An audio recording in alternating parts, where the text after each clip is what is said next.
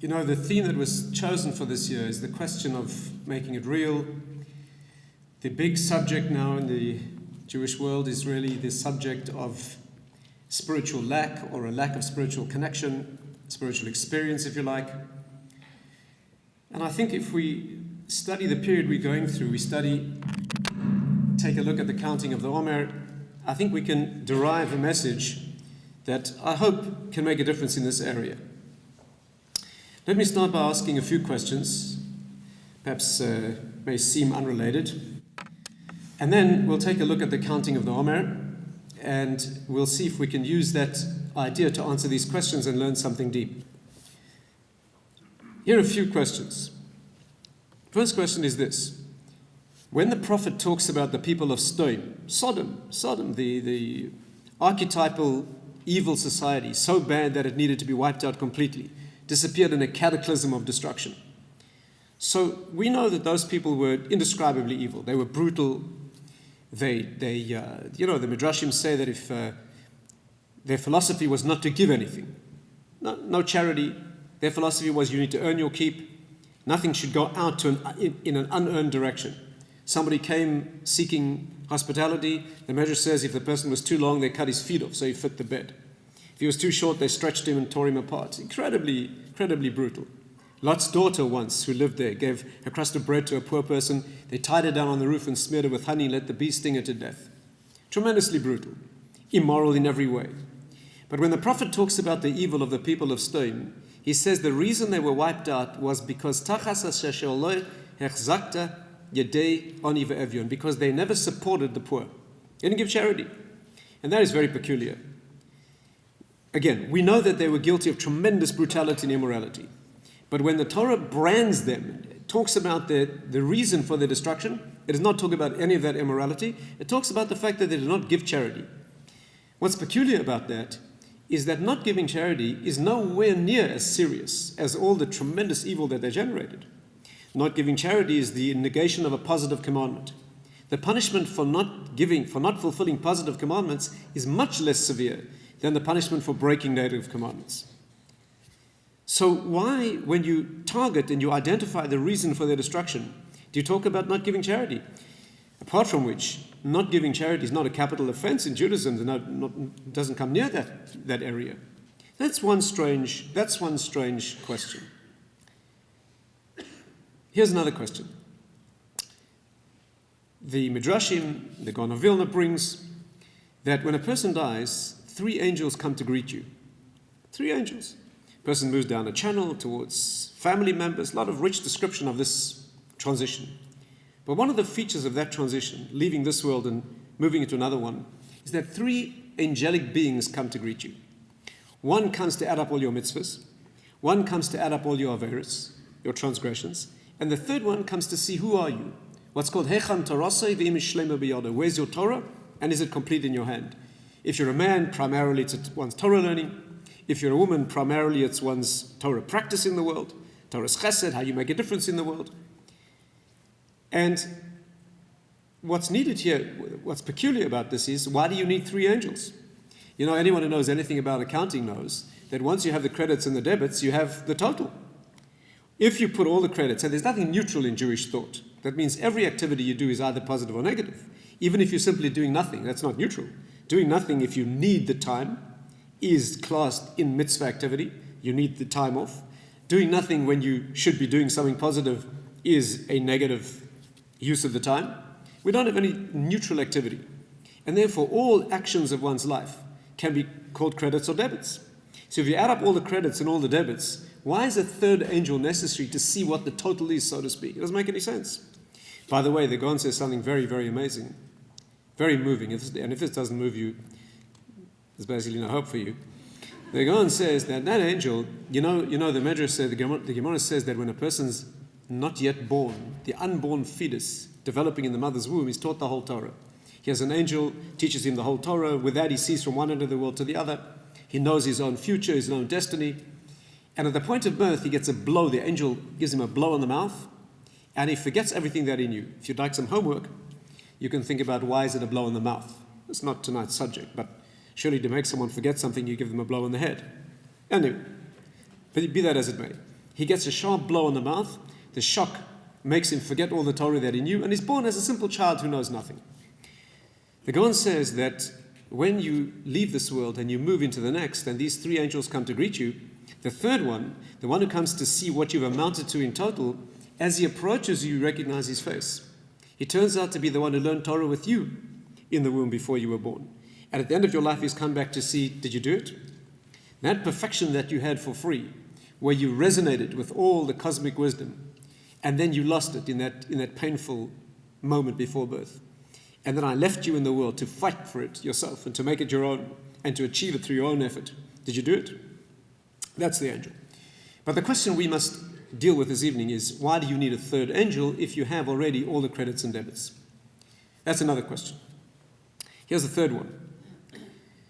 Again, this is serious stuff. We're talking about this world, the next, the purpose of life, the assessment that will be made when a person leaves this world. So here's another question about that. And once we're scaring ourselves, we might as well terrify ourselves. So here's another question along those lines. The Gemara says that when a person dies, you get asked certain questions. 5 or 6 questions you get asked. The questions are, did you deal honestly, which has 2 interpretations. Does it mean business activities? Or does it mean, did you deal with intensity and faithfulness in your learning? The give and take. Does it mean the give and take of business activities? Does it mean the give and take of spiritual activities?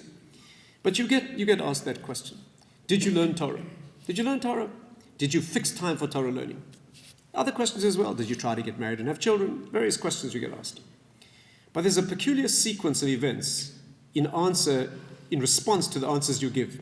One says like this. Let's say you get asked that question, why did you not engage Torah more in the world? What will you say? Now let's remember, this is a world of truth. There's no saying things that are false or being devious. One's incapable of being devious in that world. All the facade and illusion has been stripped away. So what will you answer? Perhaps you'll say you were too poor. You were too poor? That's a legitimate excuse. If you were not given riches or sufficient for your needs in this world, you have to make an effort. There's no question about that. You have to make an effort. You have to close the books. You have to go out and earn a living. So let's say you were not a wealthy person and you needed to work hard to support your family. So when you get asked in the spiritual world, God says to you, Hashem says to you, why did you not learn more Torah? And you say, Hashem, you never gave me enough to sustain myself and you forced me to go out to work. Perfectly legitimate answer. The problem is the Gemara says will not be accepted. That answer will not be accepted. Because they will say to you, were you as poor as Hillel? The phrase that's used is Hillel mechayev aniyim. Hillel is the one who obligates the poor. If you say, I couldn't afford to make a living, I couldn't afford to study more, and therefore I had to put a lot of effort into making a living, they'll say Hillel was poorer than you, and he managed. What's the story? Hillel was a very, very poor individual in the time of the early Mishnaic period. He was a woodcutter, and the Chazal say that, the Gemara says that on one occasion when he came to the study hall, to the yeshiva, the custom in those days was you paid a few pennies to enter. On one occasion he didn't have the few pennies. His woodcutting had not yielded even the few pennies that he needed to enter. So on that particular occasion, he couldn't enter the yeshiva, so he climbed on the roof and he lay on the skylight and he put his ear to the skylight to hear the discussion of the great sages of his day, Shmai and Avtalion. It was a freezing night, the snow was falling. The next morning when they began the lessons in the yeshiva, the room was dark. They looked up at the skylight, they saw a shadow of a frozen man.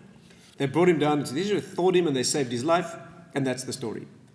Incidentally, among all the other questions here, why did he risk his life to learn Torah? There's no obligation to risk your life to learn Torah. There's no question about it. Your life, preserving your life, comes first. Why did he risk his life to learn Torah? But perhaps a more perplexing question is this. He lay down in the snow to learn Torah because he couldn't afford the few pennies to enter, which is an absolutely extreme response to that situation. So when you say you didn't learn more Torah because you had to make a living, they'll say that's not an acceptable answer because he was poorer than you and he decided he did it anyway, at risk to his life. By the way, if you think you'll get away with saying you were too rich, the Gemara says that won't work either. Because if you say you were too rich, there's a Jewish obligation to take care of your assets and your investments. There's even one of the Talmudic sages who says that I'm not as great as my father because he used to assess his possessions twice a day and I do it once a day. Which means that there's a clear obligation to take care of your possessions and your assets and handle them responsibly.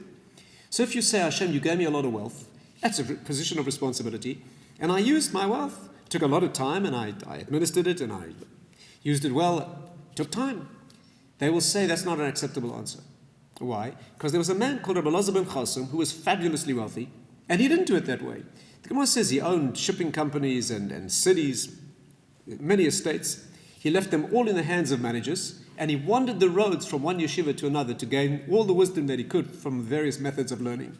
No doubt he first acquired his own unique approach to learning, but when he was self-sufficient, he put a little pack on his back, and he wandered the roads from one place to another to pick up all the Torah wisdom that he could, and all his assets and possessions and investments he left in the hands of managers.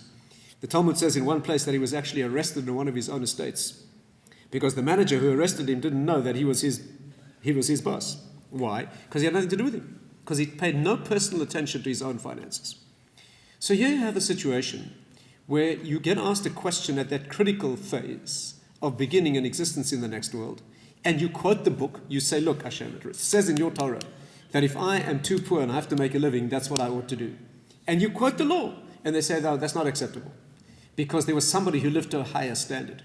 And if you say I was too poor, I was too rich, and I behaved responsibly, and I took care of all my assets, they will say, well, there was someone richer than you, and he didn't live to that standard, he lived to a higher standard. And what's peculiar here is that in any court of law, all you have to do is justify your actions in terms of the law. Imagine going to an American court, and they accuse you of some misdemeanor, and you show that you fulfilled the letter of the law exactly. Case is closed. What judge in his right mind would say to you, well, that's the law, but we expect more of you? That's a moral claim, that's a tremendously religious, but that's not a legal claim. And therefore, when you go through the process called din, the process called judgment, what is the Talmud telling us here? Hashem sets a certain standard. He writes in his Torah that you have obligations to make a living and to take care of your assets. And when you fulfill those fully, they say, oh, that's not good enough. There were people who did better, who went beyond, extremely beyond the letter of the law. That's very peculiar. So those are some questions that I'd like to begin with. Let's spend a few minutes looking at the question of the Omer. I think if we understand it deeply, we might derive a new principle that will help us answer those questions, and I hope take us beyond that as well. The counting of the Omer, which I'm sure I don't have to tell you, is the process of counting the days of the 7 weeks that we're going through, from Pesach to Shavuos, Pesach to Shavuot. Those are the weeks we're going through now. The mitzvah is to count the days. Let's ask a few questions about that mitzvah. And I think when you examine it closely, you find it's a very peculiar thing. The mitzvah is to count the days. The beginning of each day, when night falls, we count the day, the number of weeks, and we count 7 times 7 days. But there's some very strange features of that mitzvah. The first is we don't count the first day. The mitzvah is to begin the count from the second day of Pesach, not from the first day. Why? There's no question that the concept is moving from Pesach to Shavuot. Why don't we count the first day if that's where the process begins? We count the second day. And just as strange, we don't count the last day. We count 49 days, even though the Torah says count 50. The language in the Torah is Tisperu Chamishim Yom, count 50 days. We count 49. The 50th day, which is Shavuos, we wait for nightfall, we make Kiddush, and Shavuot. If the Torah says count 50, how come we don't count the 50th? You know, we take very seriously and literally every nuance of Torah. And here's a clear, explicit instruction, count 50 days, we count 49.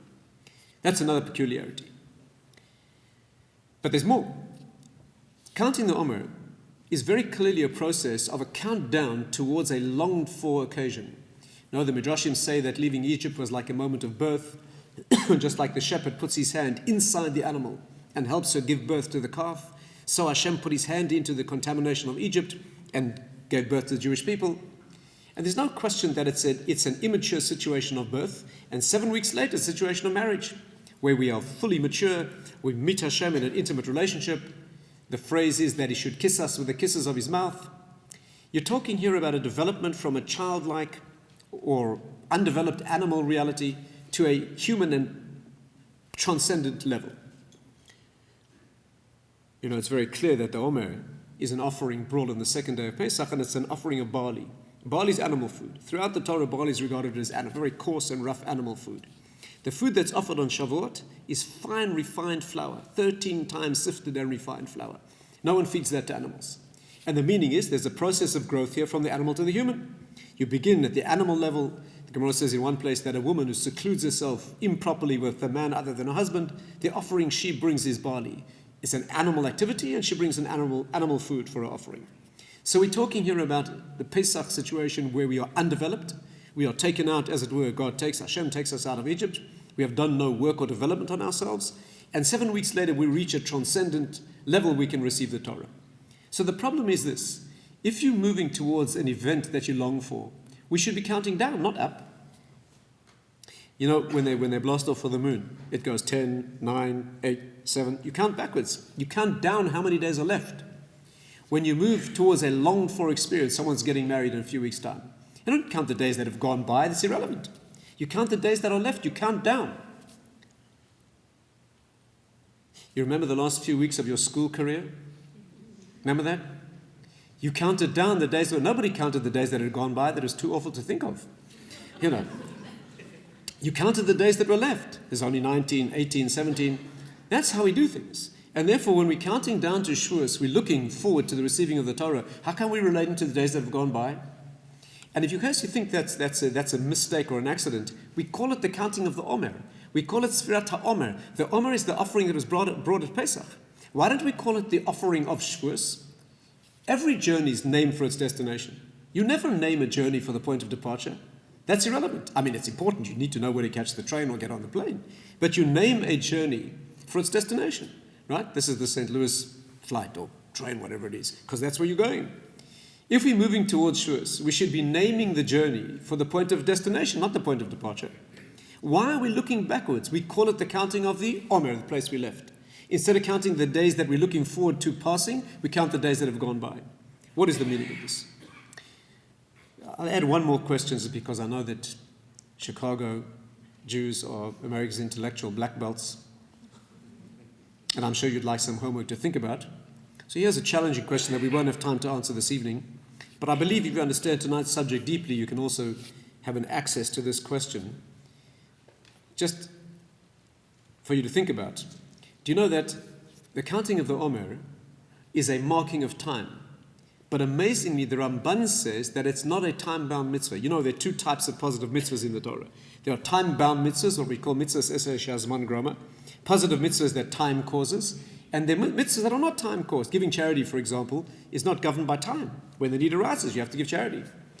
But things that are time-bound, wearing tzitzis, for example, which are done in the daytime, or tefillin, which is daytime, things that are occasioned by date or time, so those are called time-bound mitzvahs. In fact, women are exempt from those. Women do not need to be locked into a time sequence like men do. They really resonate with time in a very deep way. Amazingly, the Ramban writes that the mitzvah of counting the Omer is not a time-bound mitzvah. That is very strange. If there's one mitzvah in the Torah that is only time, it's a counting of the days. It takes place between one time and another. It must be done at a certain time. He holds this as not a time occasion mitzvah. That's some homework to think about. But let's take the questions that we began with and try to understand.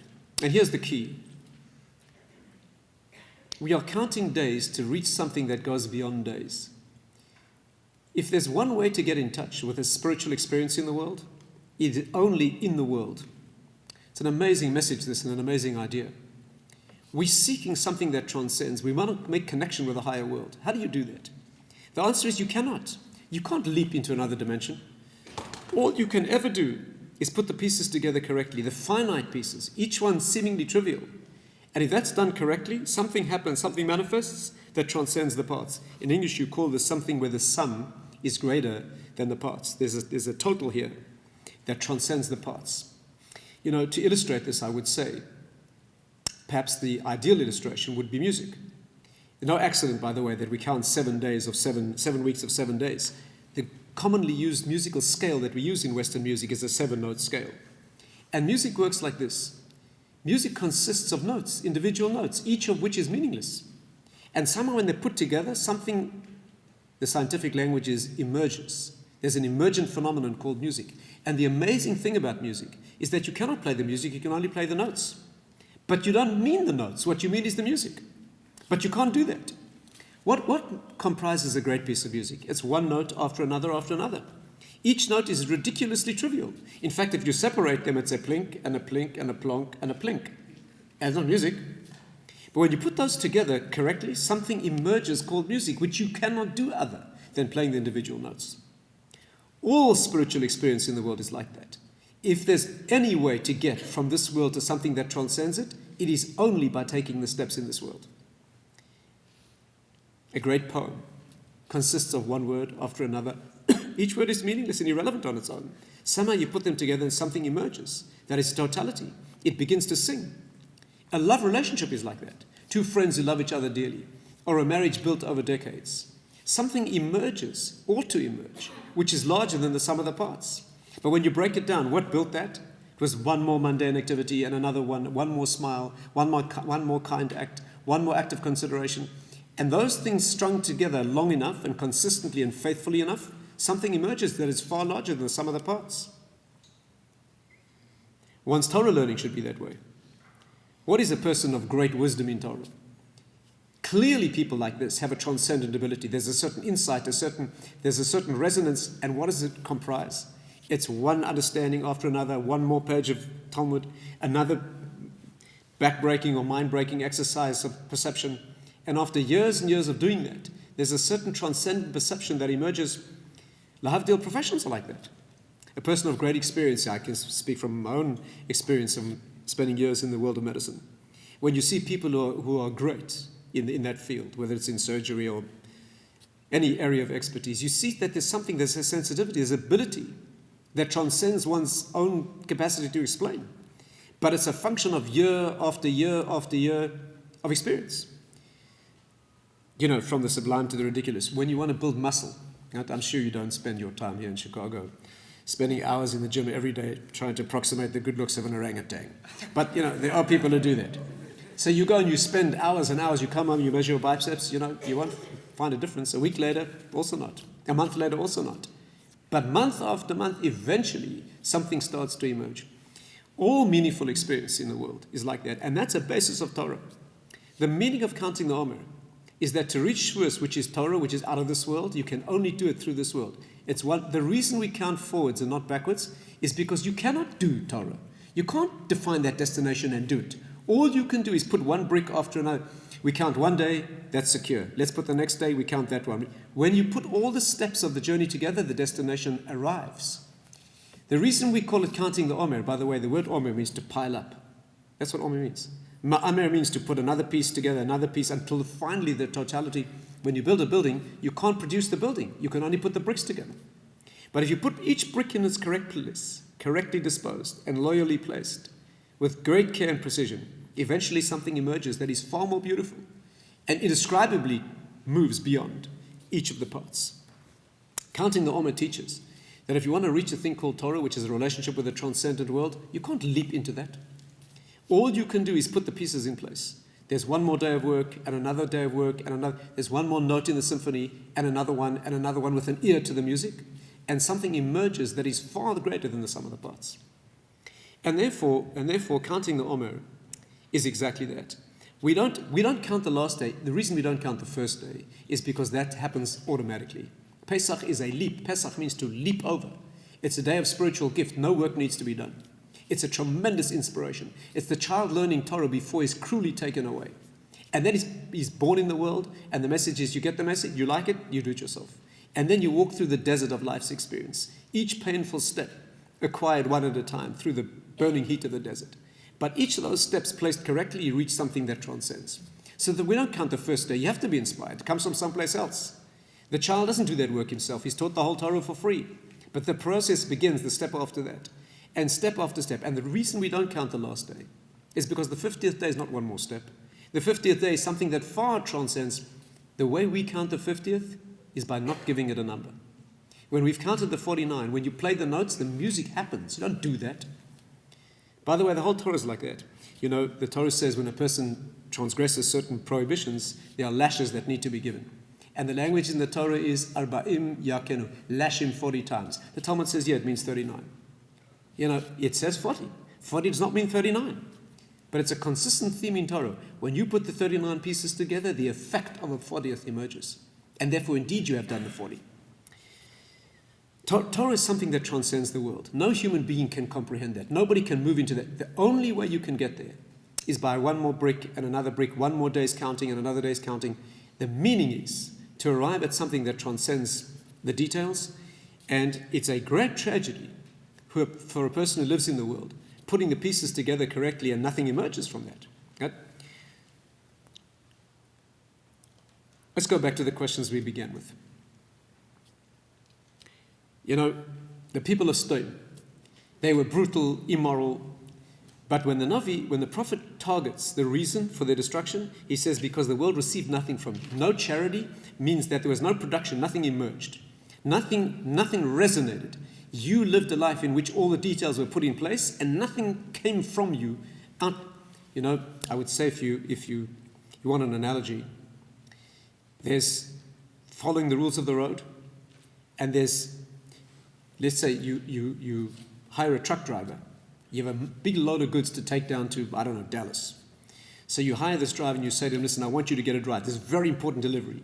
Take this truck, drive it down to Dallas and get it right. No speeding tickets, don't get stopped.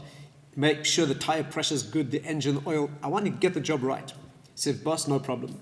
Drives down to Dallas, 3 days later comes back, you say to him, how did it go? He says, amazing, wasn't stopped, made excellent time, got there, no problems. You say, did you deliver the goods? Oh, he says, I forgot. You can be getting all the details right. If you're a religious Jew, you can fulfill every detail and have nothing significant emerge. You can be driving down the road, watching all the road signs and obeying all the rules of the road, and you might be on the wrong road or going south instead of north. There's something that transcends the parts. Something needs to emerge from this. Why were the people of Stone Sodom, why were they targeted as people who needed to be destroyed? Because there was no production, nothing that emerged. Let's say you hire someone to work in your home. You hire a lady, she's going to be a maid in your house and she's going to help you. So you hire her. She comes in the morning, she does a good day's work. 3 or 4 days later, you notice some things are missing. Some cash, a pair of socks, some small items are missing. She's doing a great job, but stuff's missing. How do you handle that? I don't know, it depends. Maybe you confront her, maybe you make her pay, maybe you lock up stuff so you don't tempt her. But how about this? You hire a lady to work in your home. She arrives at 8 o'clock in the morning and sits on a chair in the living room and does not move till 5. 5 o'clock she gets up and leaves. Next day, bang on time, 8 o'clock she arrives, sits down, doesn't move till 5 and leaves. She doesn't take anything, nothing missing. What do you do in such a case? You fire her. Why? She's not doing any damage, but nothing's happening. The job's not being done. When the people of Stone were immoral and brutal, that could be handled. It could be discussed. But when the world receives nothing from them, when there's details and process happening and nothing emerges, there's no reason to be existing in the world. And that's a consistent theme. That third angel, what does he come to see? The first angel adds up all your mitzvahs. Excellent. The second, all your transgressions, they have to be dealt with. And you make an accounting. But there's something else. There's a third issue. And that is, who are you? The way to understand this is when Hillel couldn't afford a few pennies to study Torah, and he lay on the skylight. Why?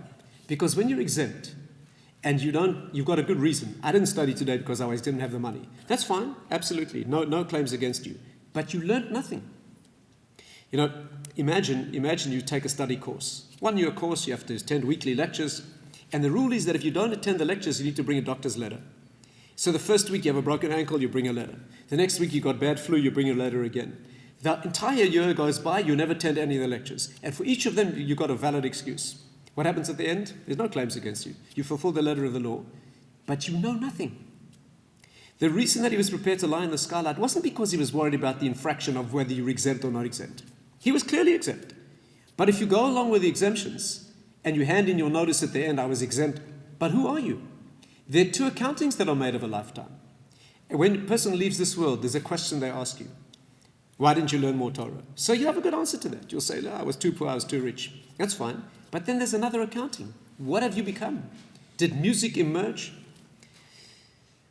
This is a serious message. Perhaps the most serious message. And therefore, I think what we can take from the Omer, we can take something moving forward, want to move towards Shavuos, make this year perhaps different than before.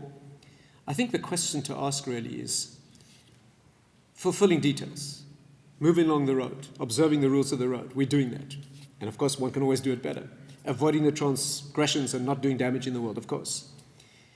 But in all facets of life, a question that is perhaps even more significant that has to be asked, and that is when all these pieces are being put in place, you're worrying about each brick, you're worrying about each note in the musical score, you're worried about each action that you do within your marriage, your child raising, your Torah learning, your building of self, family, community. Of course the details need to be there. But if you don't have an ear for the music, it's a bizarre activity. A person is playing plinks and plinks and plonks and plonks, and he's getting each of them right, and no music is being heard. Is that life that's passing tragically? And therefore the counting of the Omer is an activity which is really meant to teach not only the meticulous observance of details, of course it has to be there, and there's no way to get to the transcendence beyond that. You can't build those muscles without day after day of work, and you can't build the muscle of the mind without the minutiae of the effort that needs to be made. But if there's one larger message that needs to emerge from the counting of the Omer, it's building that pile that is significant, so significant that when the pieces are put together, something emerges that's greater than the sum of the parts, and then all the notes have been played correctly in one's own inner development, in one's Torah learning, in one's marriage, in one's family building, that something happens that is not simply a set of notes, but it's a great symphony where the music can be heard. Thank you.